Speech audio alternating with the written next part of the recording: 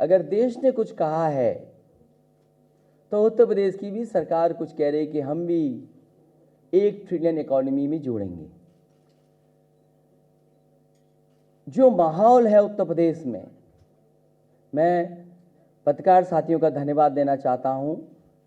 समय समय पर विपक्ष तो आंखें खोलता ही है और कोशिश करता है कि सरकार का भी ध्यान उस तरफ चला जाए, लेकिन कई बार मिसप्रिंट हो जाता है। जैसे कि हेडलाइन जब मैंने पढ़ी, इंटरव्यू कई अखबारों में निकले, मैंने कोशिश की कि एक एक इंटरव्यू पढ़ा जाए, और जब मैंने इंटरव्यू पढ़ा तो मुझे हेडलाइन बड़ी अच्छी लगी। जो सरकार ने कहा वो आपने नहीं छापा। सरकार ने जो कहा उसमें थोड़ा सा आपने बदल दिया, जो हर तरीके से चटपटी न्यूज़ बनाने के लिए होता है। सरकार ने कहा कि अराजकता, लूट खसोट, अराजकता, लूट खसोट और असुरक्षा के माहौल से प्रदेश को सरकार ने कहा युक्त कराया, लेकिन आपने लिख दिया मुक्त कराया। फिर पढ़ूं, अराजकता, क्योंकि ये फोटो खराब खींचना चाहते हैं, वहां तो पास नहीं पहुंच पाए। अराजकता, लूट खसोट और असुरक्षा के माहौल में से प्रदेश को युक्त कराया, ये सरकार ने कहा और आपने लिख दिया मुक्त कराया। कितनी बड़ी गलती आपने कर दी। सरकार ने कहा युक्त कराया और आपने कहा कि मुक्त कराया। इतनी बड़ी गलती कैसे कर सकते हैं आप लोग। जब मैं टीवी देख रहा था, मुख्यमंत्री जी को देख रहा था, सुन रहा था, तभी उन्नाव की घटना आ रही थी कि 2 पक्षों में गोलीबारी चल रही है, एक दूसरे पर फायरिंग हो रही है, एक दूसरे पे फायरिंग, और कानून व्यवस्था के नाम पर सरकार के आंकड़े जो बताते हैं, जो सरकार बता रही है, और अगर होम डिपार्टमेंट के आंकड़े देख लें तो बेटियों के साथ जो घटनाएं हुई हैं, अभी तक सबसे ज्यादा घटनाएं होती नजर आ रही हैं उत्तर प्रदेश में। हाल ही में हम किस शहर का बताएं आपको कि जहां पर घटना नहीं हो रही है। मैनपुरी की घटना की 11वीं की बच्ची के साथ जो घटना हुई नवोदय विद्यालय में, लेकिन शासन प्रशासन क्या कर रहा है, न्याय नहीं मिल रहा उसको। इसी तरह सुल्तानपुर में एक बेटी के साथ हुआ है। सुल्तानपुर में जो हुआ है बेटी के साथ, वो कल्पना नहीं की जा सकती है, और अभी तक कई हफ्ते गुजर गए हैं, कई दिन गुजर गए हैं, कोई न्याय नहीं मिला है उधर। राजधानी के अखबार जब उठाते हैं तो कई बार घटना बड़ी जरूर है लेकिन खबर छोटी दिखती है, लेकिन इधर मैंने देखा है 2-3 दिन से राजधानी की भी घटनाएं बड़ी बड़ी आ रही हैं। बलात्कार, छोटी बेटियों के साथ घटनाएं, जहां सुप्रीम कोर्ट ने संज्ञान खुद लिया, और यहां क्या नहीं हुआ उत्तर प्रदेश में 2.5 साल में। एक बेटी उन्नाव की जिसको न्याय के लिए आना पड़ा, उसके पिता की हत्या हो जाती है, एफआईआर दर्ज कराने के लिए मुख्यमंत्री आवास पर आकर के उसको आत्मदाह करना पड़ता है, तब जाकर के एफआईआर होती है। हालांकि सुप्रीम कोर्ट ने संज्ञान लिया है, मुझे उम्मीद है उस बेटी को न्याय मिलेगा। हालांकि जिस जिले में मैं गया था उस रास्ते में एक जिला और पड़ा, रामपुर में। आप जानते हैं, मैंने बरेली के पत्रकार और पीलीभीत के पत्रकारों से कहा कि आप तो दोनों जिलों से बराबर दूरी पे रहते हैं, रामपुर में देखो क्या हो रहा है, शासन प्रशासन क्या कर रहा है, और बगल के जिले में शासन प्रशासन क्या कर रहा है। क्या उस बेटी को न्याय मिलने जा रहा है? हमें उम्मीद है कि सुप्रीम कोर्ट के संज्ञान में चीजें हैं उसे न्याय मिलेगा। इतनी हत्याएं उत्तर प्रदेश में कभी नहीं हुई जितनी हत्याएं यहां पर हो रही हैं। अपराधी जब चाहे तब हत्या कर दें किसी की, कोई सुरक्षित नहीं है। और जब वो व्यापारी सुरक्षित ना हो जो मुख्यमंत्री और मुख्यमंत्री आवास में मिलकर के गए हों और कहा हो कि हमें सुरक्षा की जरूरत है। बताओ, प्रतापगढ़ के वो व्यापारी आए थे यहां पर और जो वापस गए उनकी हत्या हो गई। वो बेटी बाराबंकी की जो आत्मदाह किया था, उसने अपनी न्याय के लिए उसकी जान चली गई। हम कितनी घटनाएं बताएं उत्तर प्रदेश की। वो आंकड़े सरकार के पास हैं। सरकार आंकड़े छिपा करके बात कर रही है। होम डिपार्टमेंट के अगर आंकड़े देखें तो आज लूट, बलात्कार, हत्या में उत्तर प्रदेश सबसे आगे दिखाई दे रहा है और पिछले 2.5 साल से सबसे ज्यादा ऐसी घटनाएं हुई हैं। जहां तक मॉडर्नाइजेशन की बात है, क्या योगदान है सरकार का? जो सिग्नेचर बिल्डिंग बनी है, अगर बहुत हौसला सरकार में था, बहुत वो थी, उसके ऊपर हेलीपैड बना था। कम से कम हेलीपैड से उद्घाटन करते तो अच्छा लगता। बिल्डिंग पे उतरते देश और दुनिया दिखती कि देखो उत्तर प्रदेश ने क्या पुलिस भवन बनाया है जिस पर हेलीपैड है और हेलीकॉप्टर उतर सकता है। लेकिन हिम्मत सरकार नहीं जुटा पाई, हेलीकॉप्टर नहीं उतार पाई उस पर। फॉरेंसिक लैब, कौन सी फॉरेंसिक लैब बनाई है आपने? जो बन रही थी वो आधी अधूरी वैसी पड़ी हुई हैं। क्या रिस्पांस सिस्टम को बेहतर किया है? पुलिस को न जाने क्या कर दिया आपने। 100 नंबर रिस्पांस सिस्टम वैसा का वैसा ही है। मैं कई इंटरव्यू पढ़ रहा हूं और उसमें पढ़ने को मिलता है कि पुरानी सरकार में, क्या पुरानी सरकार के 2.5 साल पुराना सब कुछ छिपा लोगे आप अपना? कि सबसे ज्यादा घटनाएं होती थी, पैसा चलता था। ये बात तो सच है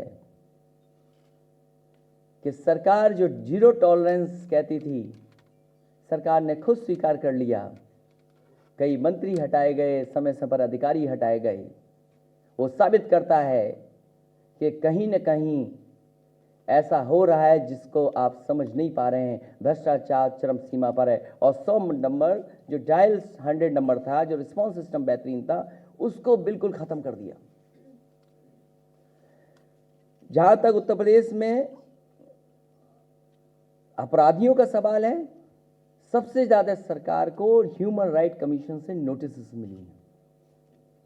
अधिकारी और कई पुलिस के अधिकारियों को जान खोनी पड़ी अपनी, कईयों ने आत्महत्या भी की है।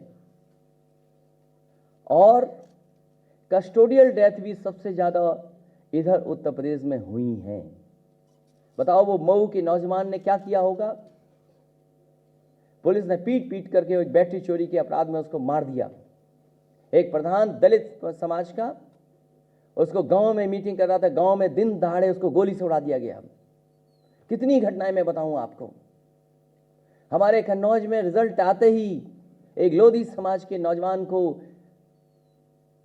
गोली से नहीं बल्कि कस्टोडियल डेथ में मार मारकर पुलिस ने मार दिया उसको। कितनी हत्याएं बताऊं उत्तर प्रदेश की।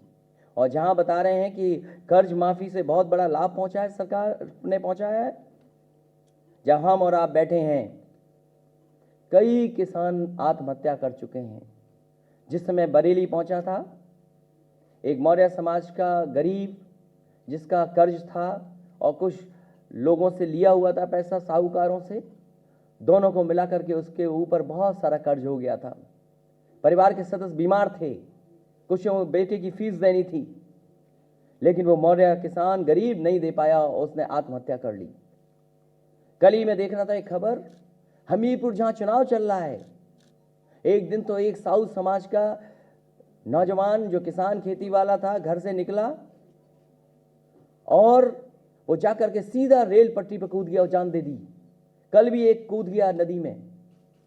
बगल का जिला महोबा, वहां भी एक किसान ने आत्महत्या कर ली है आज ही, केवल क्योंकि उस पर इलाहाबाद बैंक का कर्ज था।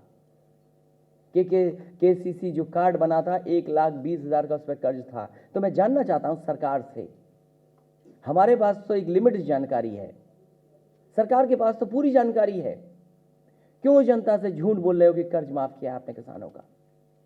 3 उदाहरण 4 उदाहरण मैंने दिए हैं, और सही आंकड़े निकाले जाएंगे उत्तर प्रदेश के, तो कर्ज माफी के नाम पर उत्तर प्रदेश की जनता को और खासकर किसानों को धोखा देने का काम किया। इकोनॉमी कहां जा रही है उसके बारे में हम क्या बताएं। हालांकि अगस्त महीना खत्म हो गया, जाने कम जानी चाहिए अब, लेकिन कुछ लोगों का विभाग छिन गया अगस्त के महीने में ही। लगता अगस्त का महीना होता ही ऐसा है। और फिर इकोनॉमी के जो रियल जिन फैक्टर्स पे, जिन चीजों पर पूरी इकोनॉमी डिपेंड करती है, उसकी हालत क्या है? आज हर सेक्टर बार बार एक बार उद्योगपति आकर के कह रहे हैं कि देश की अर्थव्यवस्था नीचे जा रही है। ऑटोमोबाइल सेक्टर, रियल एस्टेट, आपका टेक्सटाइल सेक्टर, आपके जितने भी कारें बनाने वाले वो एक एक करके कह चुके हैं, और अब तो साइकिल वाले भी कह रहे हैं कि हमारी भी साइकिल नहीं बिक रही है। बिस्किट वाले तो कह ही रहे हैं। तो आखिरकार ये अर्थव्यवस्था को क्या कर रहे हैं? और राष्ट्रवाद के नाम पर कब तक ढकेंगे इन चीजों को? राष्ट्रवाद के चोले से ढक ले रहे हैं। और बड़े बड़े अर्थशास्त्रियों ने कहा है कि भारत में जो आंकड़े दिखाए जा रहे हैं जीडीपी में, पहले दूसरे मुल्क थोड़ा बहुत अपने आंकड़ों में हेराफेरी करते थे, लेकिन इधर भारत भी अपने आंकड़ों में हेराफेरी कर रहा है। क्या जो सरकार बता रही है, क्या वही ग्रोथ रेट है? और फिर अगर हम ये मान लें कि उत्तर प्रदेश की सरकार अपनी इकोनॉमी को 1 ट्रिलियन बनाना चाहती है, तो मैं सरकार से ही जानना चाहता हूं, मुख्यमंत्री जी से जानना चाहता हूं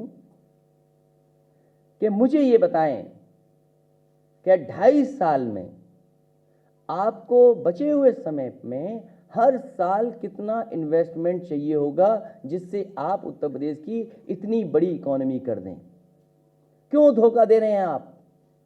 आपको किसी ने बता दिया, आपने पढ़ दिया, आपने कह दिया? केवल मैं सरकार से और आप सबके माध्यम से मैं जानना चाहता हूं कि अगर उत्तर प्रदेश की इतने ट्रिलियन इकोनॉमी होनी है तो सरकार और प्राइवेट इन्वेस्टमेंट से कितना इन्वेस्टमेंट इकोनॉमी में होना चाहिए जिसकी वजह से $1 ट्रिलियन इकोनॉमी उत्तर प्रदेश की हो जाएगी? मैं ये भी जानना चाहता हूं कि एक इंडस्ट्रियल पॉलिसी बनी थी 2012 में, उसके तहत उत्तर प्रदेश के इन्वेस्टमेंट हुआ। जो इंडस्ट्री लगाई यहां पर, उन्हें कंसेशन मिला, उन्हें जो पॉलिसी के तहत सहूलियत मिलनी चाहिए थी वो सहूलियत दी है।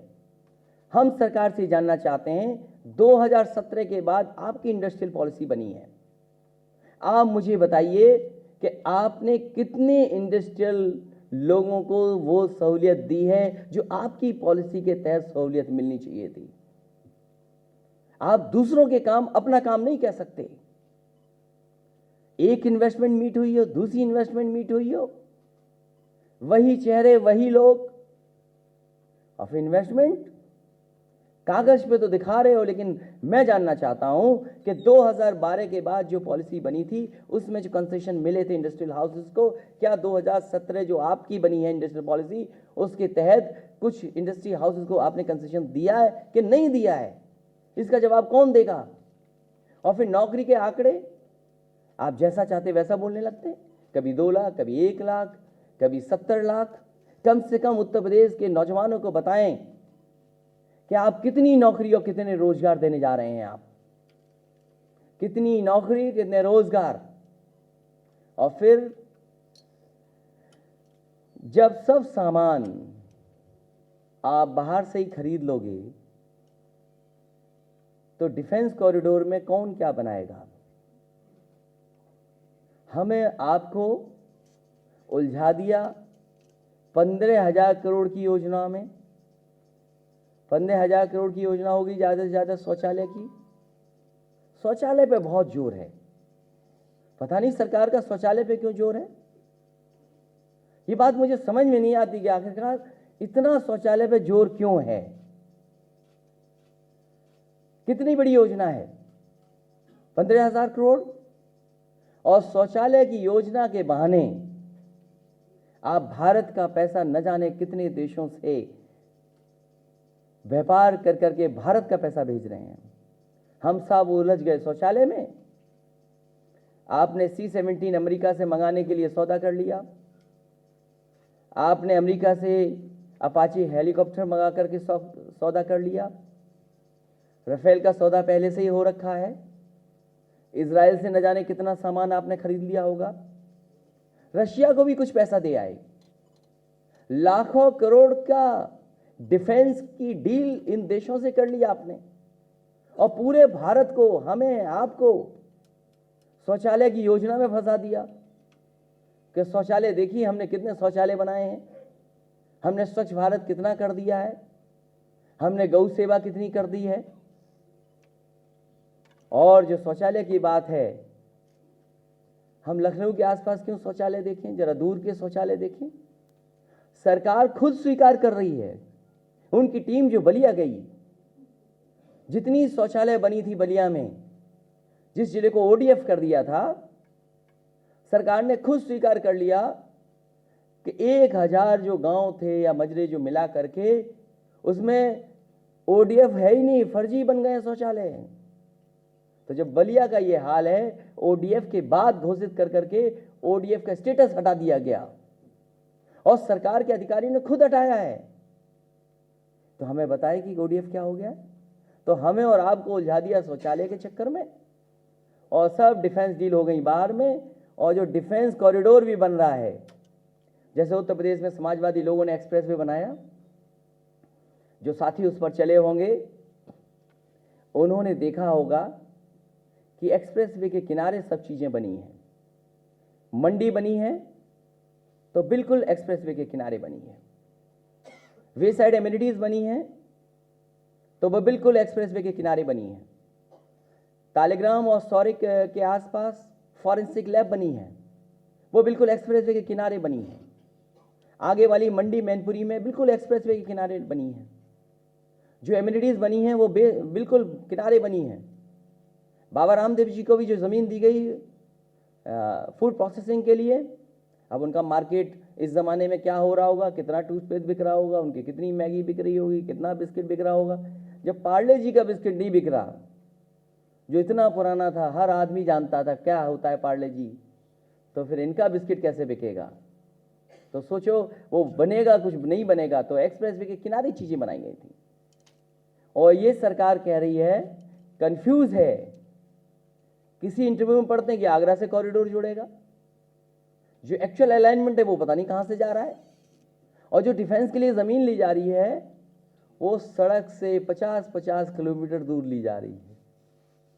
और ये बात सच है, जो कॉरिडोर बन रहा है, जो ज़मीन ली जा रही है, जो एक्वायर की जा रही है, वो डिफेंस कॉरिडोर की जो लाइनें खींच रहे हैं उससे न जाने कितनी दूर। और बता रहे हैं कि एक्सप्रेस वे कब तक चालू हो जाएगा, मैं तो सुन नहीं पाया क्योंकि वॉल्यूम नहीं ठीक था और LED भी गड़बड़ थी, मेड इन चाइना थी LED। जो LED चल रही थी पीछे वो मेड इन चाइना थी लगता है, स्वदेशी नारा भी खत्म हो गया, वो भारत की नहीं थी। जो थोड़ी बहुत दिखाई दे रही थी चीज़ वो बाहर की थी, चीन की थी लगता है। मुझे नहीं पता कि कब पूर्वांचल एक्सप्रेसवे खत्म होने जा रहा है। सरकार दावा कर रही है। वो कागज लगता गिर गया है मेरा। एक इंटरव्यू में बड़ी मैगजीन में एक्सप्रेसवे के बारे में बहुत कुछ बताया गया है। एक्सप्रेसवे कहा यह जा रहा है कि समाजवादी लोगों ने कोई जमीन ही नहीं ली थी, शिलान्यास जरूर किया था उन्होंने, चलो कुछ तो स्वीकार किया कि शिलान्यास किया था हमने। स्पेसिफिकेशन क्या होने चाहिए थे, टेक्निकल क्या चीजें रखी गई थी, क्योंकि आपको जानबूझ करके सस्ता दिखाना था। आपने सड़क की क्वालिटी से, सेफ्टी से कंप्रोमाइज कर करके अपने कॉन्ट्रैक्टर को खुश करने के लिए आपने पूरे के पूरे पैरामीटर्स बदले हैं। और जो इंडियन कांग्रेस रोड कहती है कि उसके डिवाइडर जो बीच का है कितने मीटर होना चाहिए, आपने पता नहीं कौन सी चिट्ठी निकाली, कहां पहुंची, किधर से आई, आपने उसका डिवाइडर भी कम कर दिया। सरकार कह रही है कि 120 मीटर चौड़ा बना रहे हैं। सरकार आपको कोई जानकारी दे रहा है, गलत जानकारी दे रहा है। ये समाजवादी सरकार में ही 120 मीटर जमीन ली गई थी। वो जो जमीन एक्वायर हुई है वो कागज पे है। हम क्या कहें, सरकार क्या कहे, उस पर मत मानिए आप।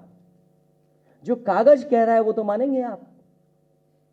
सरकार कह रही हम 120 मीटर बना रहे हैं, लेकिन कागज ये कहता है कि समाजवादी सरकार में ही 120 मीटर बन रहा था। मुझे ये बताएं कि अभी 100% जमीन ले ली गई है कि नहीं ले ली गई है? और जितना भी वे साइड एमिनिटीज थी,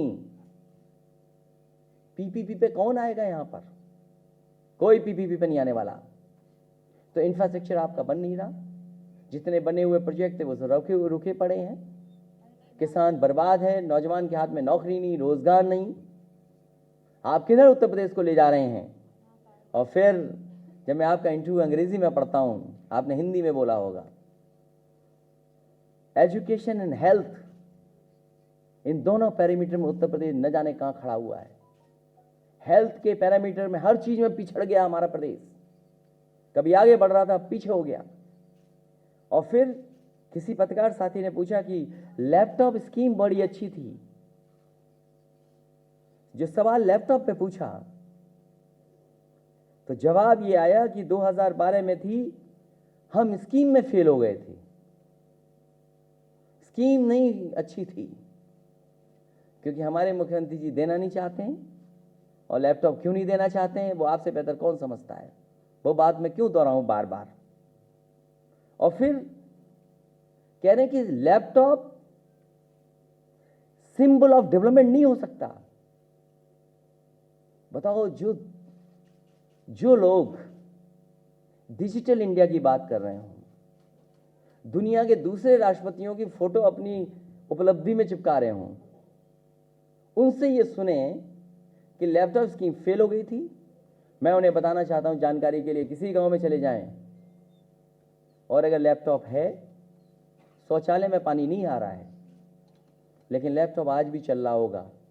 और जब कभी नौजवान खोलता होगा, उसमें नेताजी और हम ही दिखाई देते होंगे, कोई दूसरा नहीं दिखाई देता होगा। तो कह रहे हैं कि आप सोचिए कि laptop is not a symbol of development. और फिर पत्रकारों के साथ क्या गुजरा है, केवल यही तो कहा है कि नमक और रोटी खा रहे थे बच्चे। ट्रिलियन इकोनॉमी, लेकिन बच्चों को क्या खिला रहे हो आप? नमक रोटी। समाजवादी सरकार ने शुरू किया था, हमने शुरू किया था, मैंने, कि अक्षय पात्रा की जगह जगह किचन बनेंगी। 10 किचन का बजट था, इन्होंने बजट खत्म कर दिया।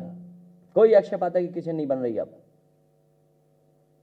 प्रचार के लिए तो जा रहे हैं वहां पर, फोटो खिंचाने के लिए तो जा रहे हैं, लेकिन अक्षय पात्रा के लिए कुछ नहीं कर रहे हैं।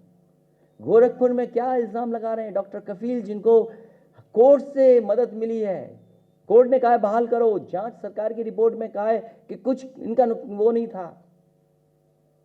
बताओ, डॉक्टर कफील के लिए कह रहे हैं इसमें। हम ये कहना चाहते हैं कि 500 बेड सुपर स्पेशलिटी हॉस्पिटल था, वो आप क्यों नहीं चला पाए? आप भूल जाइए गोरखपुर में मेट्रो बनेगी नहीं बनेगी। कम से कम धन्यवाद तो देते कि एम्स के लिए जमीन समाजवादी लोगों ने दी थी, और सबसे कीमती सरकार की जमीन एम्स के लिए उस समय उपलब्ध कराई थी। पटिया हटाने से कोई भूलेगा नहीं। और फिर लाइन सफारी के तुलना में अपना जू का बता रहे हैं। जू और लाइन सफारी में फर्क ही नहीं पता है। मैं फर्क थोड़ा सा बता दूं। जू में जानवर पिंजड़े में होता है, सफारी में आदमी पिंजड़े में होता है। शायद सरकार को नहीं पता है। जू बना रहे हैं शेर लाने के लिए, शेर आएंगे। मैं उनकी जानकारी ठीक कर दूं, ये जू बनना शुरू हुआ था बहुजन समाज पार्टी की सरकार में। थोड़ा बहुत काम हो गया था, उसके बाद समाजवादी सरकार आई थी, तो गोरखपुर में उसका नाम रखा था अशफाकुल्ला खां गोरखपुर जू, नाम रखा था समाजवादी सरकार में। उसी जू को कह रहे हैं हमारा जू है। और लाइन सफारी जो बनी खड़ी है, वहां तो धरना भी हुआ है, अभी कुछ पता नहीं है।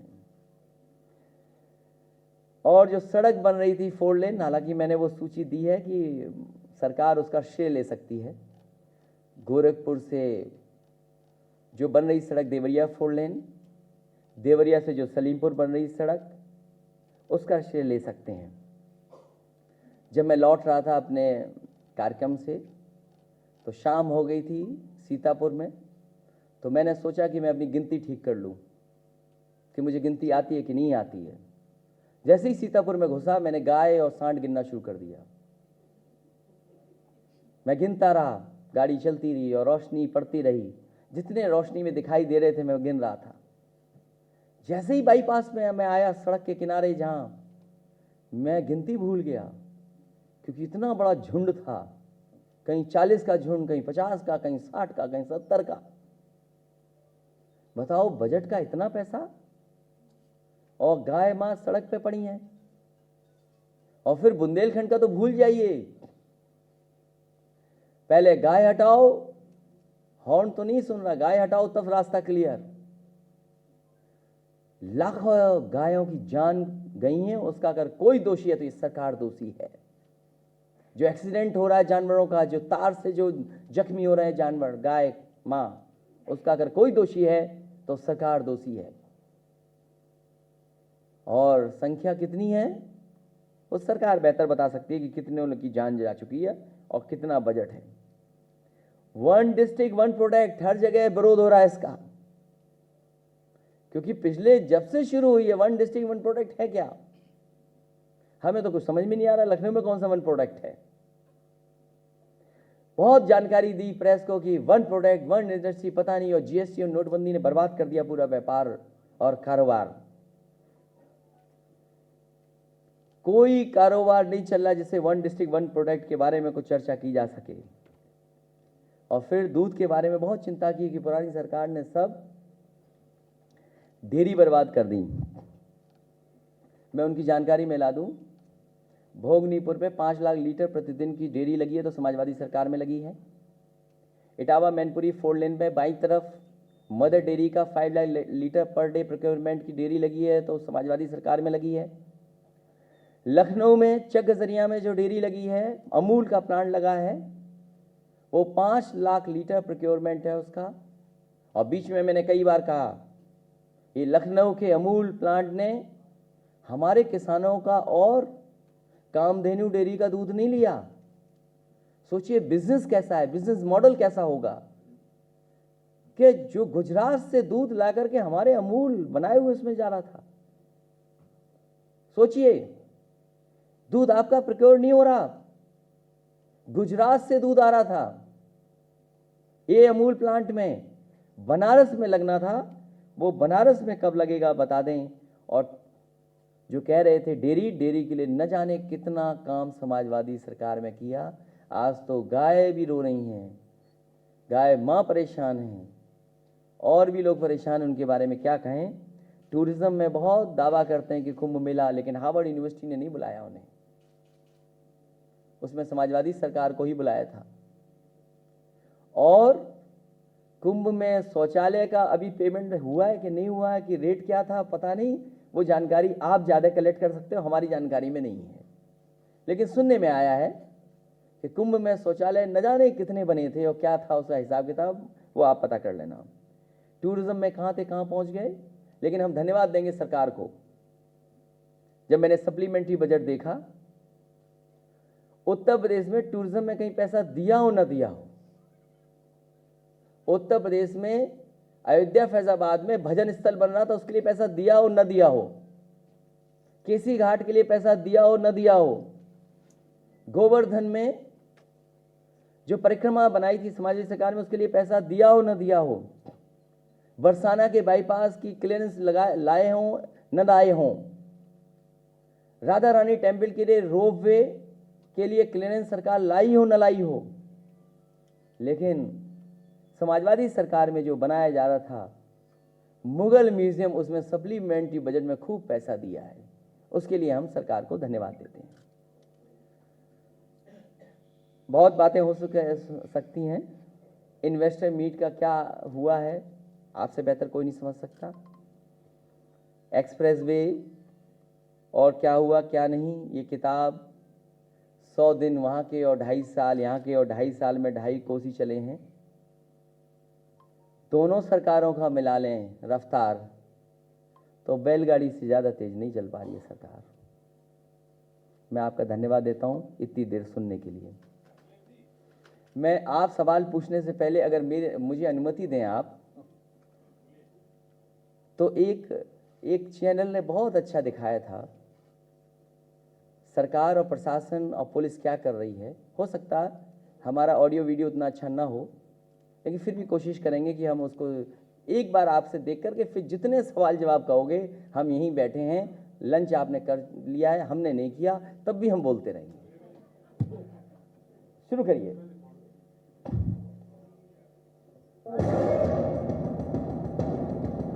चिन्मयानंद आराम से अपने आश्रम में डॉक्टरों से मालिश करा रहा है, अनुलोम विलोम कर रहा है, दौरे कर रहा है और उत्तर प्रदेश की सरकार नतमस्तक एसआईटी हाथ जोड़कर खड़ी है।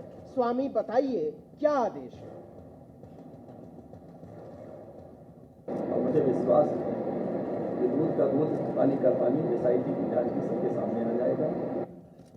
चिन्मयानंद का कहना था कि एसआईटी जुट गई इंसाफ दिलाने में, कि ऐसी सरकार का फायदा ही क्या जो अपने स्वामी को न बचा सके। तो यूपी की एक बेटी ने उनकी रंगीन मिजाजी के जो 43 वीडियो सौंपे थे उन्हें फेंका कूड़ेदान में और जुट गई इंसाफ में। और मेरे सभी को कलंकित और प्रभावित करने की जो कोशिश की गई है उसमें लोगों को क्या मिलेगा? जवाब तो मिल गया है, और इस जवाब से पहले कोई नहीं जानता था कि बीजेपी की राजनीति के पुराने खिलाड़ी स्वामी चिन्मयानंद इतने रंगीन और रसिक हैं। आरोप है कि आश्रम और कॉलेज की ओट में उन्होंने अपनी अय्याशियों का रंग महल बसा रखा था, लेकिन एसआईटी ने इसे न सुना और न पढ़ा। यही है कि मेरा 376 का मुकदमा उन पर लगाया जाए और उन्हें अरेस्ट करा जाए, क्योंकि अगर वो अरेस्ट नहीं हुए तो मेरे और मेरी जान को हमेशा खतरा आएगा, मेरी फैमिली को भी। अब जरा यूपी पुलिस की बेहयाई देखिए और देखिए उत्तर प्रदेश में बेटी बचाओ के नारे का हाल। लड़की ने बार बार कहा कि चिन्मयानंद रेपिस्ट है, लेकिन एसआईटी ने चिन्मयानंद पर रेप का मुकदमा दर्ज नहीं किया। शाहजहांपुर पुलिस चिन्मयानंद के एजेंट की तरह काम करती रही। एसआईटी की भी हिम्मत नहीं पड़ रही उस पर हाथ डालने की। उल्टा पीड़िता को ही एसआईटी ने पूरे 11 घंटे तक जांच के नाम पर बैठा कर रखा। लास्ट टाइम मेहंदीपुर बालाजी में मेरे से पेन ड्राइव छीन ली थी जो लोग मुझे सेव कर रहे थे। मुझे आज की डेट में उन पर भी भरोसा नहीं है, वो भी मेरे खिलाफ कुछ भी कर सकते हैं। वाजपेयी सरकार को अपनी प्रतिभा से नवाजने वाले 77 साल के चिन्मयानंद की विराट प्रतिभाओं के बारे में देश नावाकिफ ही रह जाता अगर 23 साल की लड़की सामने नहीं आती। और मजे की बात देखिए कि जिस आदमी को तुरंत जेल में डाला जाना चाहिए था, वो आदमी दावा कर रहा है कि वो तो मुख्यमंत्री से मिलने वाला था। 2-4 दिन के अंदर ही देश के वित्त मंत्री से मेरी बात भी हो गई थी। मैंने कहा था आपके साथ चलकर मुख्यमंत्री को हम वो प्रस्ताव देते हैं विश्वविद्यालय बनाने के, वो तारीख तय हुई। इसी बीच लड़की का एक दोस्त सामने आता है। वो कहता है कि स्वामी जी तो वीडियो डिलीट करने का सौदा कर रहे थे। स्वामी जी इस मैटर में खुद इन्वॉल्व थे। स्वामी जी को पता था इन लड़कों के पास मेरी वीडियो है। स्वामी जी ने कहा कि मामला ले दे के निपटा लो, ये मामला यहीं रफा दफा कर लो, मेरे प्रूफ मुझे दे दो, मैं किसी से कुछ कहूँगा नहीं, बात यहीं पे खत्म हो जाएगी। महाराज बहुत बड़ी मुसीबत में फंस गए हैं। बीजेपी फिलहाल उनकी सेवाओं का उपकार चुका रही है और एसआईटी इस उपकार का रास्ता बना रही है। मैं नहीं समझ पा रहा हूँ कि कौन लोग हैं जो जिले की प्रगति में, जिले के शैक्षिक उन्नति में, जिले के पीढ़ी के विकास में बाधा डाल रहे हैं। यूपी पुलिस संपूर्ण तरीके से लगी हुई है कि बाबा के मौज के रास्ते में कोई बाधा ना आए। वो लगातार प्रभु की सेवा में लगे हुए हैं। लड़की अभी भी डरी हुई है और यूपी पुलिस, यूपी सरकार चिन्मयानंद के चरणों में नतमस्तक है।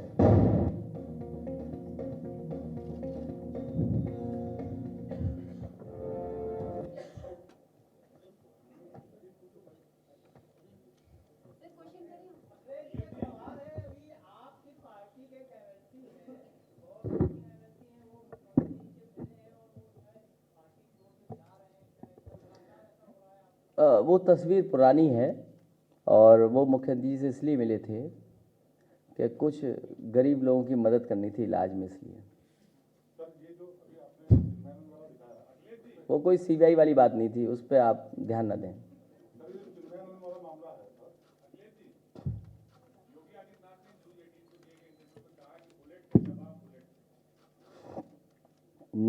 ह्यूमन राइट कमीशन के सबसे ज़्यादा नोटिसेस मिले हैं उत्तर प्रदेश सरकार को, और कस्टोडियल डेथ 2 मैं बता सकता हूँ, और कई हुई है कस्टोडियल डेथ जिसके बारे में पुलिस का न्याय उत्पीड़न इस सीमा तक गया कि जान चली गई। एक कन्नौज, जहाँ लोधी समाज के 2 भाइयों में विवाद था, एक भाई ने पुलिस से मिल गया, लेन देन किया, और उसके बाद पुलिस उठा ले गई। इतना मारा कि वो जान चली गई उसकी। और वहीं मऊ में भी जो घटना हुई थी उसमें बेटी चोरी का आरोप झूठा लगाया गया था। पुलिस ने इतना उत्पीड़न किया, इतना मारा, 3rd डिग्री इतना किया कि उसकी जान चली गई। मैं ये जानना चाहता हूँ कि ये जो नोटिसेस मिल रहे हैं, आखिरकार ह्यूमन राइट कमीशन के इतने नोटिसेस कैसे मिल रहे हैं, और लोग डरे क्यों हैं? आप डरा करके राज करना चाहते हैं। आपकी राजधानी में जिनकी हत्याएं हो रही हैं, उनको क्यों नहीं अपराधियों को पकड़ रहे हैं? आप अपराधियों को क्यों समझौता करा रहे हैं? कौन नहीं जानता है कि चंदौली के चुनाव में सभी माफियाओं का समझौता कराने का काम अगर किसी ने किया था तो सरकार ने कराया था। सरकार में अपराधी हैं, और जिन्हें अपनी जान बचानी है वो सरकार में चले जाए।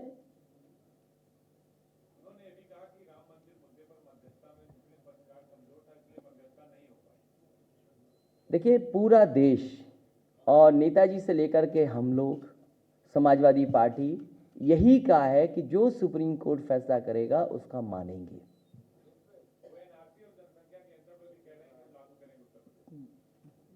सरकार उनकी है। 70 लाख कैद हैं कश्मीर में। उप मुख्यमंत्री क्या होते हैं या वो पूर्व मुख्यमंत्री क्या होते हैं, सब बंद हैं। अब तो सरकार उनकी है, लेकिन जनता ये सब देख रही है, देश की जनता।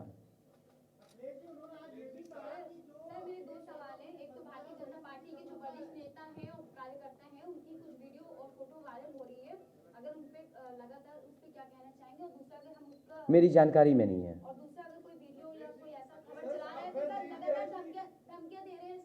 देखिए, अगर आपने सरकार के खिलाफ कुछ भी किया, चलाया, तो नमक रोटी की तरह जो पत्रकार साथी था उसमें झूठा मुकदमा लग गया था।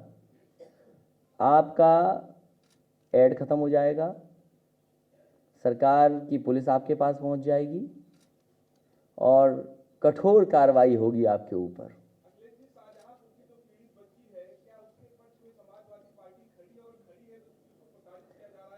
देखिए, रामपुर में जो घटना हो रही है वो ज़्यादा महत्वपूर्ण है, और शाहजहांपुर की भी है, दोनों बगल के जिले हैं। वहां प्रशासन और शासन का रोल देख लीजिए आप, दोनों जगह कैसा है। एक जगह पार्टी के वरिष्ठ नेता उन पे क्या लगा रहे हैं, बकरी चोरी, आग लग गया दुकान में लूटपाट। सच्चाई ये है कि भारतीय जनता पार्टी दूसरे दलों को सिखा रही है कि सरकार कैसे चलाई जाती है। क्या आप सोचते हैं 1 ट्रिलियन इकोनॉमी हो जाएगी? इस तरह के झूठे मुकदमे लगा करके क्या आप उत्तर प्रदेश की इकोनॉमी को आप आगे ले जाएंगे? आप बताओ, कौन सी इंडस्ट्री किस जिले में लगी है, बताया हमें, सरकार बताए। आपने अपनी पॉलिसी बनाई है। एक तो पॉलिसी वो है 2012 से लेकर के जो आगे तक चली, उसके तहत जो इंडस्ट्रियल हाउसेज आए थे, ऑनगोइंग प्रोजेक्ट्स हैं, उनका इन्वेस्टमेंट, अपना इन्वेस्टमेंट बता रहे हो आप पूर्वांचल एक्सप्रेस वे अपना बता रहे हो। आपको ये नहीं पता कि अलाइनमेंट क्या था। आप तो पाकिस्तान को क्या डराते धमकाते थे। आज आपका प्रधानमंत्री जी का हवाई जहाज नहीं उड़ पा रहा है, उसके ऊपर से एयर स्पेस बंद है। इससे पहले राष्ट्रपति जी का रोक दिया गया था। और याद कीजिए, अखबार में ही पढ़ा था और मैंने लोकसभा में भी पूछा था, पाकिस्तान ने कहा कि हम एयर स्पेस तब खोलेंगे जब आप सीमा से एयरक्राफ्ट हटा लीजिए। भारत सरकार ने सीमा से एयरक्राफ्ट हटाए और पाकिस्तान ने एयर स्पेस खोल दिए। तो मैं आपसे जानना चाहता हूं, वो आपके प्रधानमंत्री, आपके राष्ट्रपति को अपने एयर स्पेस से नहीं उड़ने दे रहा है। यहीं सरकार में, मैंने तो टीवी पे और भाषण में सुना था, प्रधानमंत्री जी और सरकार ने कहा कि हम भी पठान हैं और पाकिस्तान में भी पठान हैं प्रधानमंत्री। कहीं ऐसा ना हो कि इन दो पठानों के झगड़े में अगली सुबह हमारी आपकी ना हो। सोचिए आप $1 ट्रिलियन इकोनॉमी कहां ले जाओगे? $5 ट्रिलियन इकोनॉमी कैसे करोगे? क्या लोगों को जेल भेज करके? कोई उद्योग नहीं लगाए, केवल पर्दा डालने का काम कर रहे हैं। राष्ट्रवाद से ढक सकते हो, लेकिन जनता जागरूक है, जनता सब समझ रही है, और खासकर नौजवान सब समझ रहे हैं। ये मेरी जानकारी में नहीं है, क्योंकि मैं सरकार में नहीं हूं। मैं सरकार को दूर से देख रहा हूं, उनके कामकाज को। रामपुर में भी काम करने का तरीका अधिकारियों का देख लिया, शाहजहांपुर का भी देख लिया। योगी जी ने न्यूज़ 18 को इंटरव्यू दिया है और उसमें उनसे एक सवाल पूछा गया था कि चुनावों के दौरान जो उन्होंने अली और बजरंगबली वाली जो बात कही थी, भाषणों में कही थी, उस पर उन्होंने कहा है कि ये ऑफेंस और डिफेंस का एक अच्छा रूप है। पत्रकार साथी, आज से आप योगी कहना भूल जाइए, क्योंकि जो गीता में परिभाषा है, मैं कई बार बोल चुका हूं, फिर मैं बोलता हूं, आप भी पढ़िए उसको। अगर वो परिभाषा के हिसाब से फिट होते हैं तो आप जरूर कहिए, हम भी कहेंगे। जो दूसरों का दुख अपना दुख समझें, उसको योगी कहते हैं। तो आज से न कहिए, तो हम जवाब देंगे आपको। अगर आप नहीं कहेंगे तो हम जवाब दे देंगे आपका। आप कहिए मुख्यमंत्री जी ने ये कहा है, तो मैं जवाब दूंगा आपको। सॉरी, नहीं, देखो, हमारे तो 3 बच्चे हैं, अब और लोग सोचें।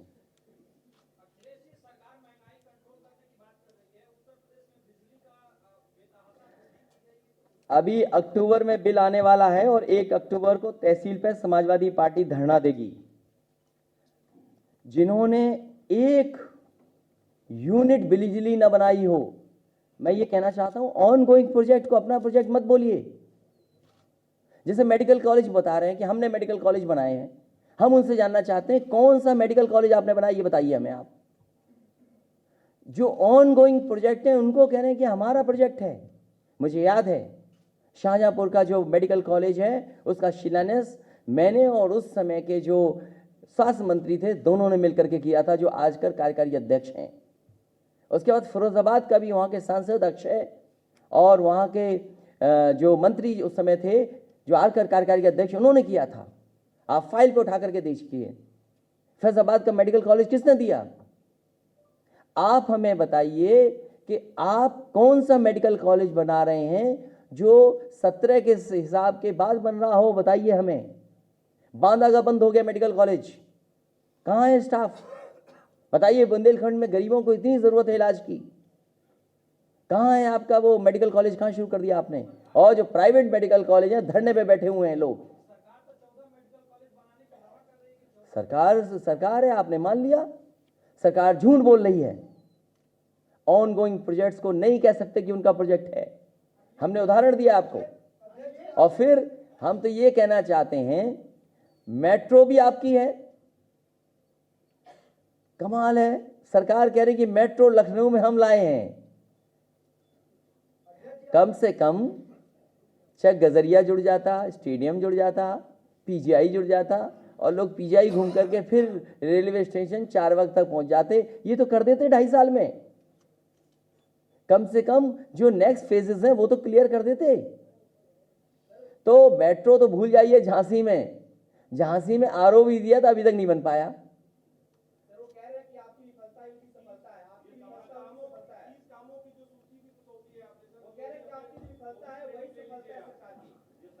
हम तो सरकार में नहीं है।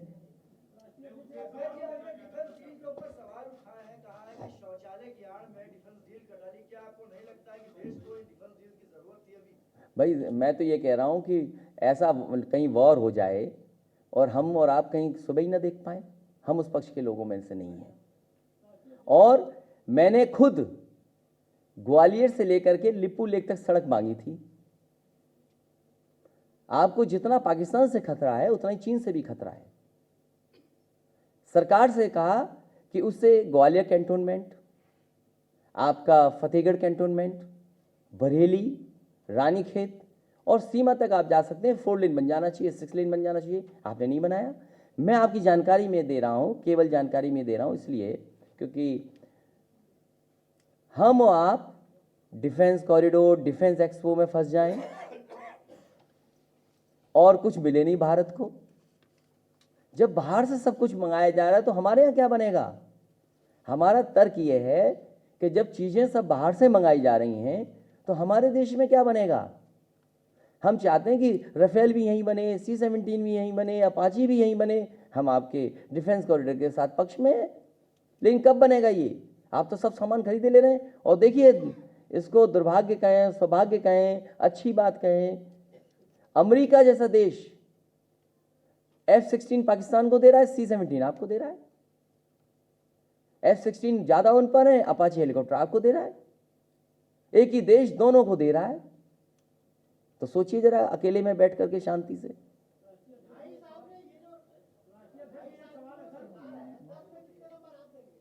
बैलगाड़ी की स्पीड क्या है?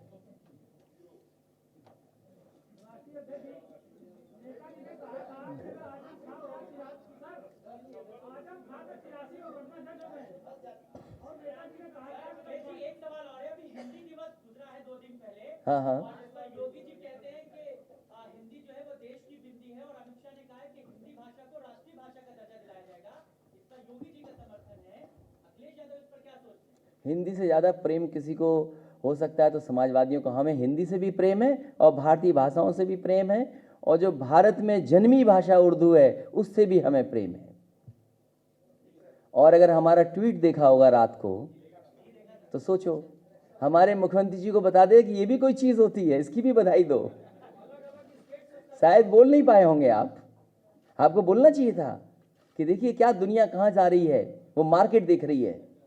और मैं तो एक अपने साथी को धन्यवाद दूंगा कि एक ऐसी चीज़ देखे गया मुझे, हम गीता के सब पाठ सुन सकते हैं, बस बटन दबाओ, क्या सुनना है वो सुन सकते हैं आप।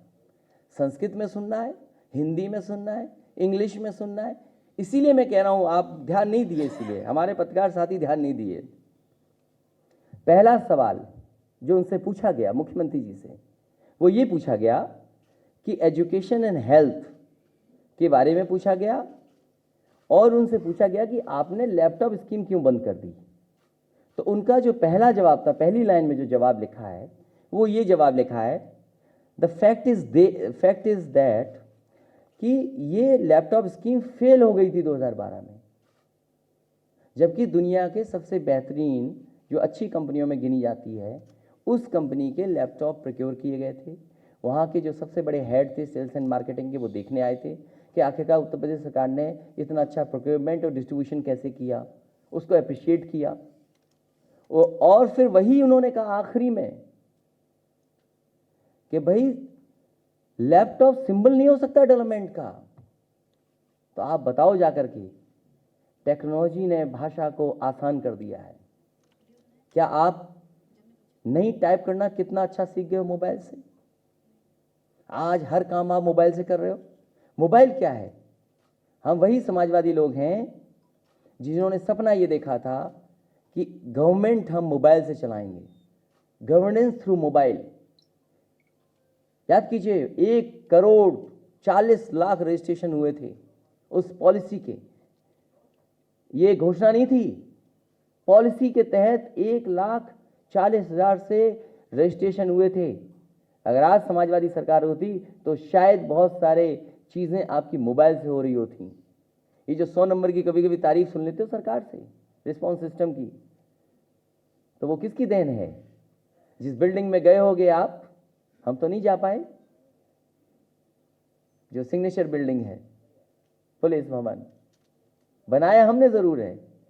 यही होता है कि जो बनाता है उसके हाथ में कुछ नहीं लगता। मजदूर जो बनाता है घर, उस घर में नहीं रह पाता। तो इसलिए आप बात समझिए, उन्हें समझाइए कि भारतीय भाषा, और इसीलिए आपकी मेट्रो पर उर्दू, हिंदी और अंग्रेजी चल रही है। सॉरी, अरे हमें भी बांट दो यार, तुम कुछ काम नहीं तो यही करो, तोड़ दो।